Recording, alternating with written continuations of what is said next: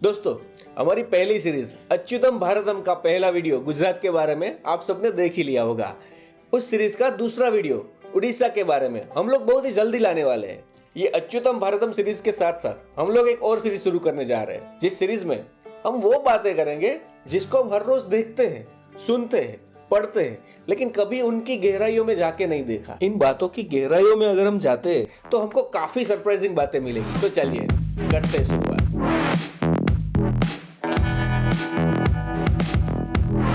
तो ये बात है सीरीज की पहली वीडियो में हम लोग डिस्कस करने वाले हैं हमारे घर की दीवारों पे टंगे कैलेंडर के बारे में। दोस्तों, कैलेंडर सिर्फ ये देखने के लिए नहीं है कि संडे कब है और होली कब है, कब है होली, कब? दोस्तों, आपके घर की दीवारों पे टंगे हुए कैलेंडर को देख के आपको कभी ये ख्याल आया हर 4 साल में एक लीप ईयर क्यों आता है?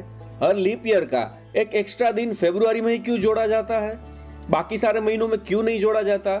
और बाकी के सारे महीने 30 या 31 दिन के क्यों होते हैं? हमारी होली, दिवाली, दशहरा जैसे त्योहार और प्रसंगों के दिन तय करने वाले हिंदी कैलेंडर और रेगुलर यूज होने वाले कैलेंडर में क्या फर्क है और ये दोनों के बीच तालमेल कैसे बनता है?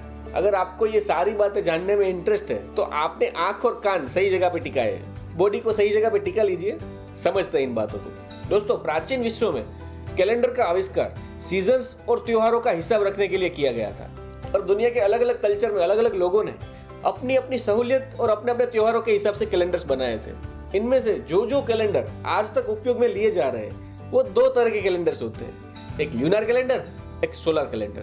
दोस्तों, ये ल्यूनर यानी कि मून, चांद, ये चांद पृथ्वी के इर्द गिर्द जिस हिसाब से घूमता है उस हिसाब से ये कैलेंडर चलता है। और सोलर यानी कि सूर्य, पृथ्वी जिस हिसाब से सूर्य के आसपास घूमती है उस हिसाब से ये कैलेंडर चलता है। दोस्तों, हमारे घर की दीवारों पे टंगा हुआ कैलेंडर, जिसको हम इंग्लिश कैलेंडर भी बोलते हैं, एक्चुअल में ये रोमन कैलेंडर है और ये एक सोलर कैलेंडर है। और हमारे घर पे टंगा हुआ दूसरा कैलेंडर है जिसके हिसाब से हमारे कल्चर के त्योहार मनाए जाते हैं, वो बेसिकली एक ल्यूनर कैलेंडर है। इसलिए ये चांद के पृथ्वी का चक्कर लगाने के हिसाब से तो चलता ही है, लेकिन ये सोलर साइकिल और सोलर कैलेंडर के साथ भी तालमेल बिठा लेता है। लेकिन आगे बढ़ने से पहले हम लोग ये जान लेते हैं कि ये कैलेंडर्स किसने बनाया। हमारा जो रेगुलर कैलेंडर है, जिसको अधिकतर देशों में यूज किया जाता है, वो कैलेंडर रोम के पोप ग्रेगोरी 13 ने 1582 में बनाया था।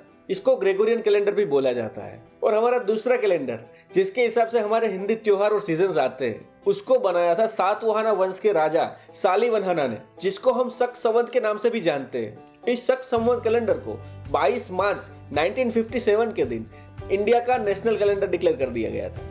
अब देखते हैं लीप ईयर का हिसाब क्या है। हम सब ने पढ़ा है कि पृथ्वी को सूरज का चक्कर लगाने में 365 दिन लगते हैं और इससे तालमेल बिठाने के लिए हमारे कैलेंडर का एक साल भी 365 दिन का होता है। लेकिन 365 दिन ये एक राउंड फिगर है। रियलिटी में पृथ्वी को सूरज का चक्कर लगाने में 365 दिन और 6 घंटे लगते हैं और लगातार 4 सालों के 6-6 घंटे मिलाकर एक दिन एक्स्ट्रा बन जाता है। और इसलिए सोलर साइकिल को एडजस्ट करने के लिए हर चौथे साल के कैलेंडर में ये एक्स्ट्रा दिन जोड़ दिया जाता है और इसीलिए ये लीप ईयर 365 दिन की जगह 366 दिन का हो जाता है। और अब इसके ऊपर सबसे बड़ा कंफ्यूजन, ये लीप ईयर का एक्स्ट्रा दिन फरवरी में ही क्यों जोड़ा जाता है? ये समझने के लिए थोड़ा पीछे चलना होगा। रोमन लोगों ने ग्रीक लोगों से कैलेंडर का कंसेप्ट लिया था, जिसमें 10 महीने हुआ करते थे, जो मार्च से शुरू होता था और दिसंबर तक खत्म हो जाता था। और साल के टोटल 304 दिन हुआ करते थे और बाकी बचे हुए 61 दिनों में हेवी विंटर हुआ करता था। और ये हेवी विंटर की ठंड में कोई काम नहीं होता था, इसलिए इनको कैलेंडर में भी नहीं जोड़ा गया था। क्या बात है सर, क्या बात है सर। अब ये 304 दिनों के कैलेंडर का सोलर साइकिल के साथ तालमेल ना होने की वजह से त्योहार और मौसम का टाइमिंग सही नहीं बैठ रहा था। अरे अरे अरे अरे, ये तो होना ही था। इसका सॉल्यूशन लाने के लिए रोमन रूलर नुमा पोम्पिलियस ने जनवरी और फरवरी नाम के 2 महीने इस कैलेंडर के आखिर में ऐड कर दिए। ये 2 महीने ऐड होने के बाद नया कैलेंडर 355 दिनों का हुआ करता था। लेकिन अब भी सोलर साइकिल के साथ तालमेल बिठाने के लिए 10 दिनों का फासला था, तो आगे आने वाले रूलर्स के द्वारा छोटे मोटे बदलाव होते रहे। और जैसे मैंने पहले बताया, जनवरी और फरवरी को कैलेंडर के आखिर में जोड़ा गया था। इसलिए जब भी लीप ईयर का एक्स्ट्रा दिन जोड़ा जाता था तो इस फरवरी में ही जोड़ा जाता था। और इस कैलेंडर में हो रहे छोटे मोटे बदलाव के दौरान आखिर में जोड़े गए 2 महीने जनवरी और फरवरी को कैलेंडर के शुरू में रख दिया गया। तो अब तक के इस नए कैलेंडर में जनवरी और फरवरी का स्थान तो बदल गया था, लेकिन लीप ईयर में एक्स्ट्रा जोड़े जाने वाले दिन का रिश्ता फरवरी से ही कायम रहा। अगर आप सिंगल हो तो हम आपके लिए प्रार्थना करेंगे कि आपकी शादी 29 फरवरी के दिन हो, ताकि इस महंगाई में आपको हर साल बीवी के लिए गिफ्ट ना लानी पड़े।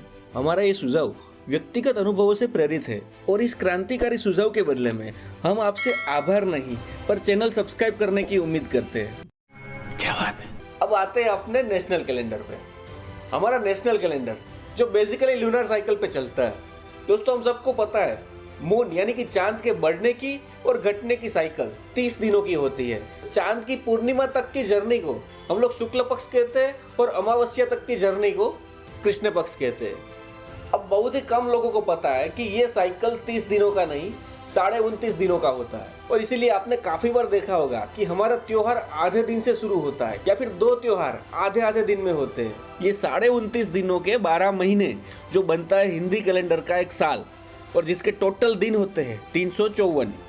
अब जैसे रेगुलर कैलेंडर को सोलार साइकिल के साथ एडजस्ट होने के लिए हर साल में 6 घंटे कम पड़ते हैं, वैसे ही हमारे हिंदी कैलेंडर को सोलार सिस्टम के साथ एडजस्ट होने के लिए 11 दिन कम पड़ जाते हैं। और जिस तरह से रेगुलर कैलेंडर के इन 6 घंटों को एडजस्ट करने के लिए हर 4 साल में एक दिन जोड़ा जाता है, वैसे ही हमारे हिंदी कैलेंडर में ये 11 दिनों को एडजस्ट करने के लिए हर 2 साल 8 महीने के बाद एक अधिक मास जोड़ा जाता है। और भारत के अलग अलग हिस्सों में इसको अधिक मास, मल मास या पुरुषोत्तम मास भी बोला जाता है। तो इस तरह से अपना हिंदी कैलेंडर सिर्फ ल्यूनर कैलेंडर ना होके ल्यूनी सोलर कैलेंडर है। बच्चे का जब जन्म होता है तो वेस्टर्न कंट्रीज में सन साइन को ध्यान में रखा जाता है, लेकिन जब इंडिया में बच्चे का जन्म होता है तो मून साइन को कंसीडर किया जाता है और जिसके हिसाब से बच्चे की राशि तय होती है।